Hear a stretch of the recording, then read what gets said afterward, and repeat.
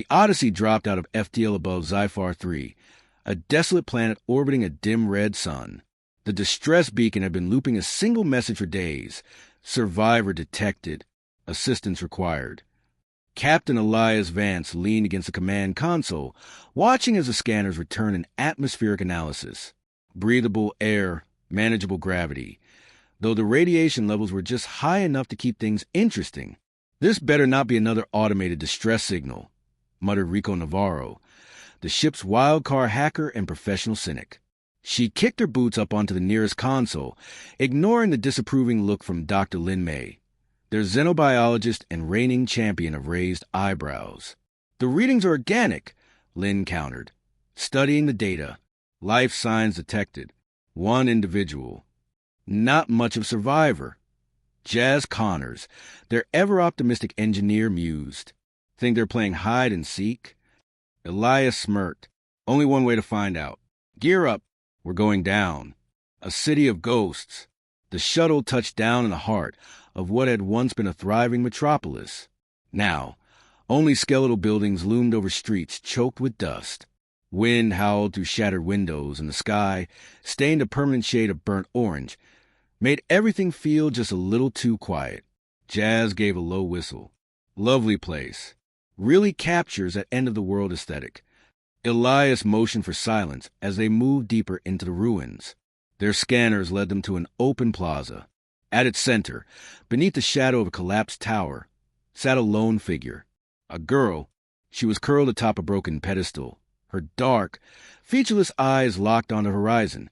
Her skin shimmered faintly, as though light refused to settle on her properly, and her hair, if it could be called that, drifted as if suspended underwater. Rico folded her arms. You're telling me she sent a distress signal? Dr. Lin stepped forward cautiously. Her physiology, it's not in any database. Then the girl's head snapped up. Her eyes met Rico's. The hacker inhaled sharply, her face going slack, limbs frozen mid-motion. Elias caught the movement too late. Rico! No response. She stood vacant like a statue. The girl shifted her gaze to Jazz, then Lin. Both stiffened, their expressions wiped clean. All right. Elias muttered, unslinging his weapon. That's not great. The girl's gaze drifted to him. Nothing happened. They stared at each other for a long, silent moment. Her expression flickered, almost like surprise. Then, slowly, she tilted her head. Elias lowered his weapon, keeping his voice steady. You've got some interesting tricks. No response. Okay, let's try this another way. He took a careful step closer. I'm Captain Elias Vance. This is my crew. And whatever you're doing to them, I'd really appreciate it if you stopped. Still nothing. Elias sighed. Guess not. He reached into his belt and pulled out a flashbang. Not for an explosion. He just needed a sharp enough distraction. He yanked the pin, counted one, and lobbed it behind the girl. Boom! Light and sound detonated through the plaza. The girl flinched, her concentration breaking. Lin stumbled, gasping. Jazz and Rico followed suit, shaking their heads as though clearing cobwebs. What the hell? Rico started, then saw the girl again. She took a step back, hand flying to her sidearm. Stand down, Elias ordered, raising a hand. Rico hesitated. She was inside my head. Lin swallowed hard, rubbing her temples. It wasn't just hypnosis. It was something deeper, like I wasn't me anymore. Jazz let out a nervous laugh. Not a fan of that feeling, by the way. The girl's expression remained unreadable. She studied them, lingering on Elias with a quiet intensity. Then, for the first time, she spoke. You are different. Her voice was soft, yet carried to the air unnaturally, as though it didn't need sound to be heard. Elias crossed his arms. Yeah, I get that a lot. Her eyes narrowed slightly. They all succumb, but you do not. Lucky me. She studied him for another long moment, then, without warning, slid down from the pedestal. The crew tensed. Elias held up a hand. The girl walked toward him, deliberate but unthreatening. Stopping a foot away, she peered up, her eyes reflecting something unfathomable. I am called Zyra, she said. Elias nodded. All right, Zyra, you want to tell us what's going on? Before she could answer, their communicators crackled to life. Captain, we have incoming hostiles, came the voice of their pilot, Callahan, from orbit. Multiple Zaldar warships just dropped out of FTL. They're hailing us. Elias' jaw tightened. Of course they are. The Zaldar's demand. Back aboard the Odyssey, the crew stood in the command deck, watching as the Zaldar warships loomed on the view screen. The Zaldar were reptilian warlords, towering creatures wrapped in armor and arrogance. Their leader, High Warden Krax, appeared on the main display, his golden eyes glowing with barely restrained fury. You will surrender the entity immediately, Krax growled, his voice like grinding stone. Elias sighed. I assume you mean Zyra. She is not yours to protect. She is a weapon, one that must be contained. Zyra, standing beside Elias, did not flinch. They fear me, she murmured.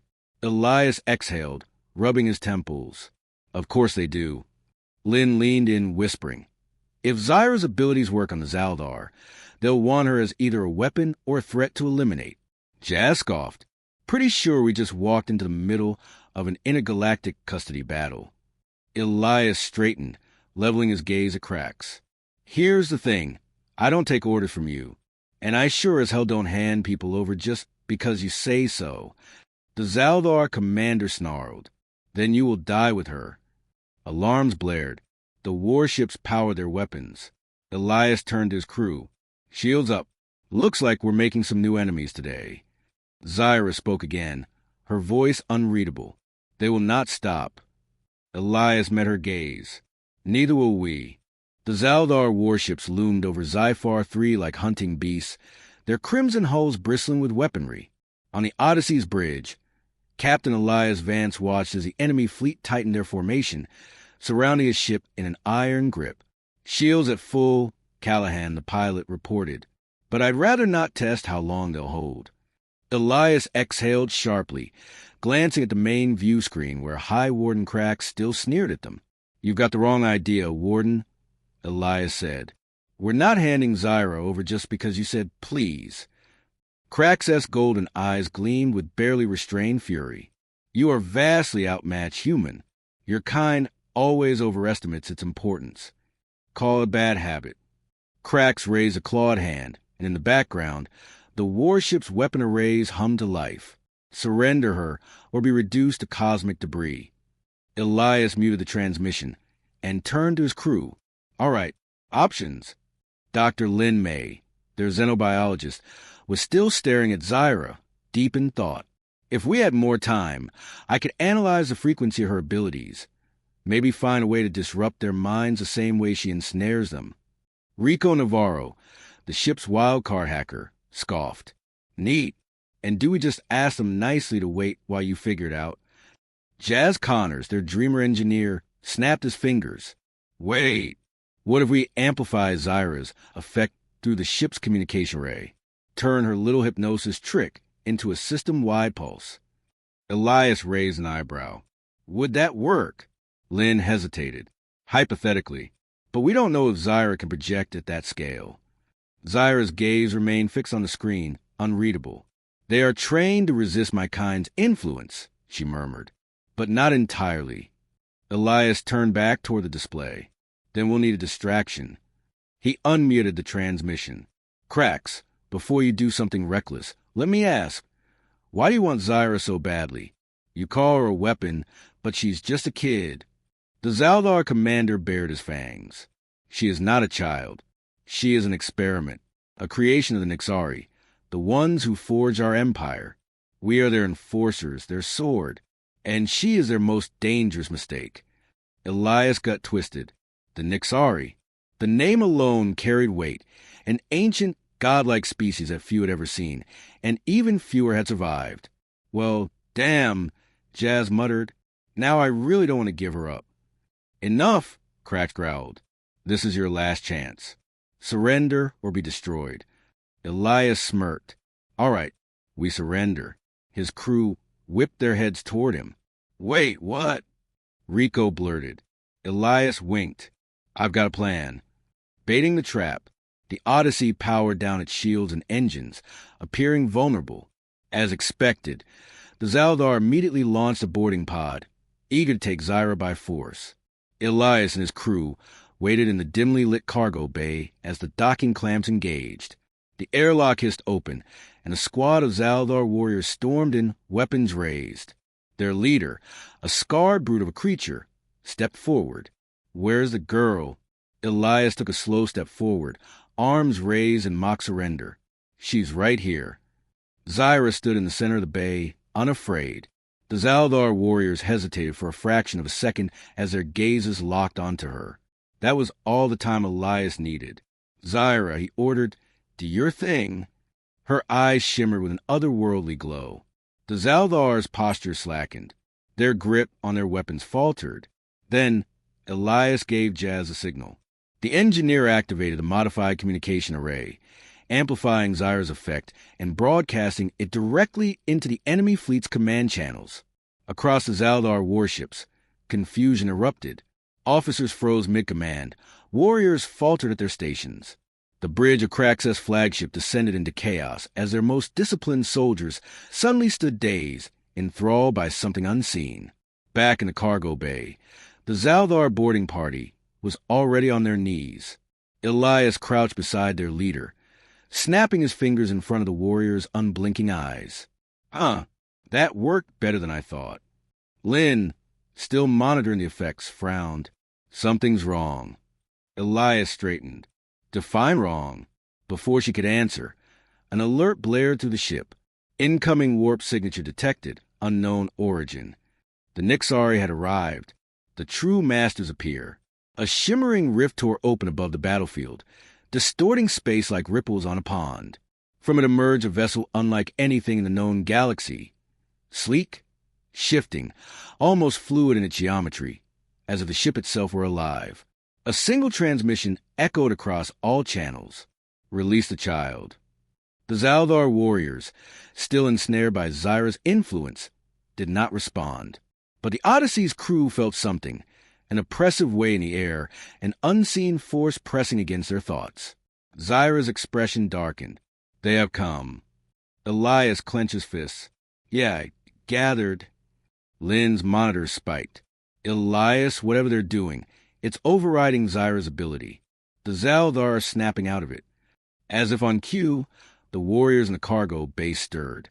The lead Zaldar shook his head violently, his trance broken. Rage replaced confusion. The Odyssey was out of time. "Rico," Elias barked, "get off this rock. Now!" The hacker didn't hesitate. She bolted for the nearest console, fingers flying over the controls. The ship lurched as the engines roared back to life. Elias turned to Zyra. "Can you stop them?" She shook her head. "No, they are beyond my reach." The warships outside began to recover, their weapons locking onto the Odyssey. Elias' mind raced. The Zaldar were dangerous. The Nixari were worse. He needed an edge, something the enemy wouldn't expect. Then it hit him. Jazz's crazy plan had worked once. Maybe it just needed a twist. Elias grinned. "I have a stupid idea." Rico, still frantically prepping the ship for launch, groaned.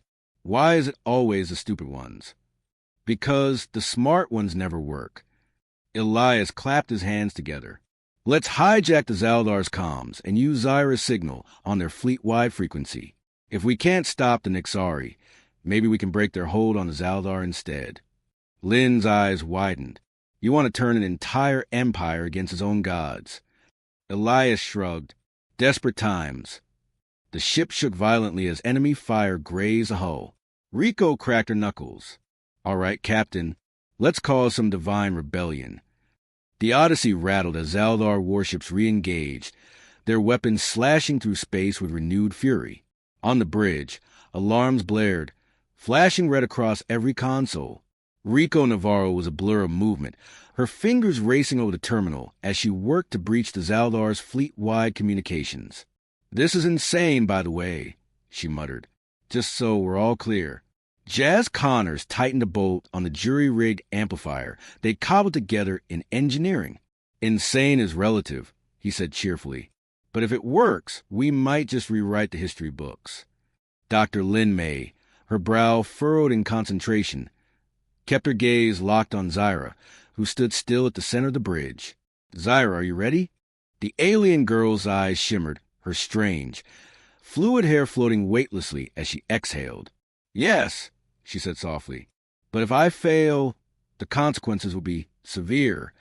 Elias Vance clapped a hand on her shoulder. Then we don't fail. Rico let out a triumphant whoop. I'm in, tapping into Zaldar's fleet-wide comms now. Let's broadcast some rebellion. She flipped the final switch.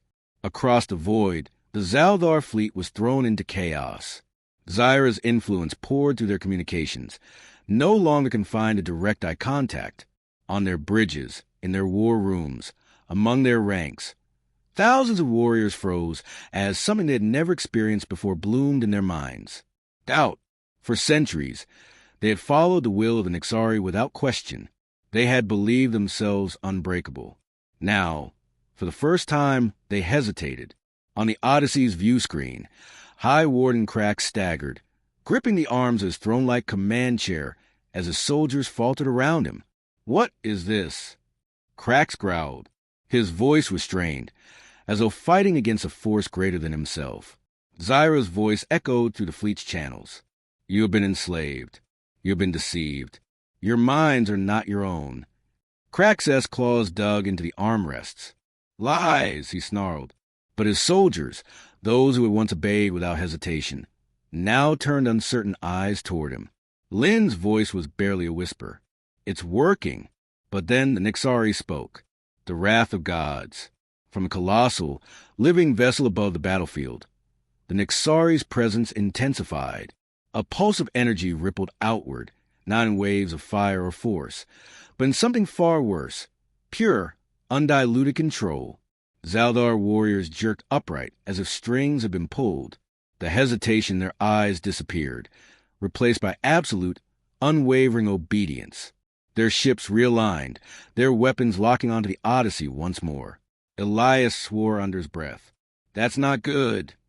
Zyra flinched, gripping the sides of her head, as though an unbearable pressure had settled over her mind. They are forcing them, she gasped, stripping them of thought. The Nixari's voice echoed in every mind, cold and vast like the void itself. You have meddled beyond your place. Human. Elias smirked despite the situation. Yeah, we get that a lot. You will surrender the child. Gonna have to pass on that one. The Nixari did not respond. Instead, their ship moved. It did not fire weapons nor launch an assault. It simply drifted forward with impossible grace, growing larger on the view screen, until it became clear that it wasn't approaching. It was pulling them in. The final gamble. The Odyssey groaned as the Nixari vessel's gravitational pull intensified. The engines fought, but it was like trying to swim against a tidal wave. Rico's hands flew over the controls. I can't break free. Jazz gritted his teeth. If we don't do something fast, we're going to find out what being dinner for space gods feels like. Elias turned to Zyra. Can you fight them? She shook her head. Not alone. Elias ran to their options. The Zaldar were still locked in the Nixari's grip, but they had felt Zyra's influence before. Some part of them had glimpsed freedom. Maybe, just maybe, they could still break free. He snapped his fingers. New plan. Zyra, I need you to reach them again. Show them what they just lost. Zyra's eyes widened. You can, Elias said firmly. And this time, we're backing you up. Lin caught on immediately. We need a countersignal. Something to amplify Zyra's presence against the Nixari's control. Jazz grinned, like a psychic feedback loop. We pump her influence back through the Zaldar's comms at a higher frequency than the Nixari signal. Rico cracked her knuckles, splicing it in now. If this works, we might just make history. Elias grinned. We already are. The fall of the old gods. Zyra closed her eyes. The ship's systems pulsed as the new signal fed back through the Zaldar's network. Across the fleet, warriors trembled. The chains wrapped around their minds began to loosen. On the bridge of his warship, Crax shuddered. His claws clenched, then hesitated. His golden eyes flickered. No longer the glassy stare controlled, but something far more dangerous. Rage. He turned to his crew. Enough, he growled. No more shackles. No more gods. The Zaldar's warships pivoted and fired upon the Nixari. The Nixari's vessel recoiled as energy blasts tore through its shifting form. For the first time, their cold voice carried something resembling surprise. You dare. Elias smirked. Damn right they do. The living warship shuddered.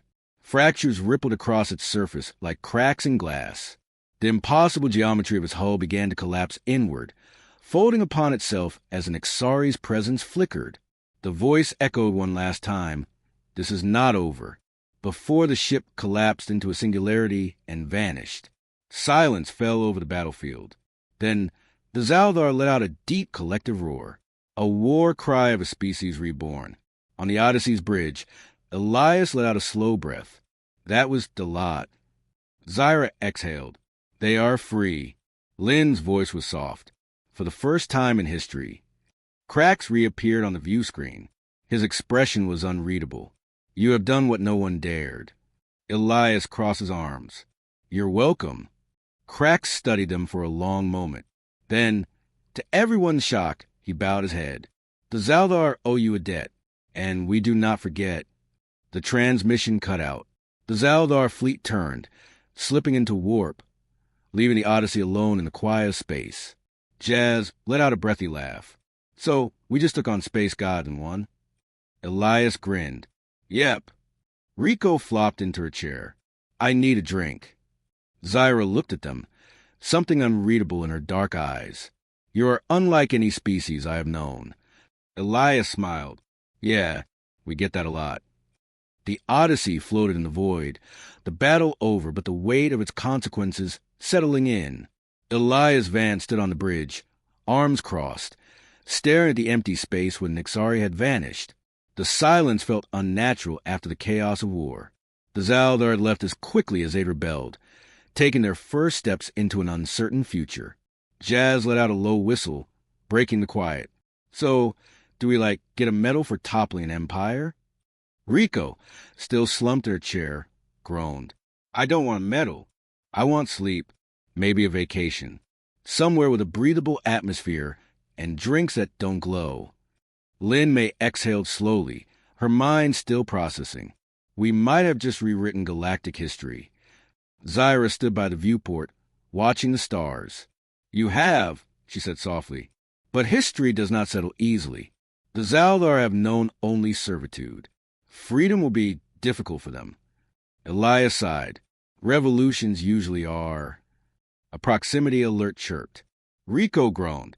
Oh, come on. Who's trying to kill us now? Jazz checked the scanners. His face paled. No one. But we got something inbound. The crew tensed as the holoscreen flickered to life. A message had arrived.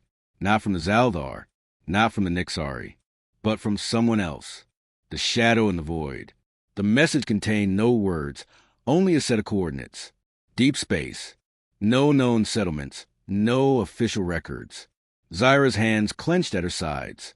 It is them. Elias didn't need to ask. The Nixari.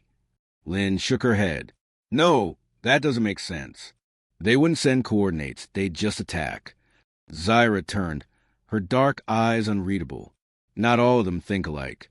A cold weight settled in Elias' stomach. You're saying some of them don't agree with what just happened? Zyra hesitated. Not all Nixari seek control. Some only watch. Others question.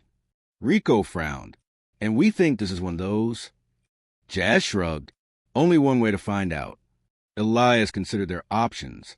They could run, ignore the message, pretend none of this had ever happened. But they weren't the kind of crew to walk away from the unknown. He straightened, set a course. A meeting with the unknown.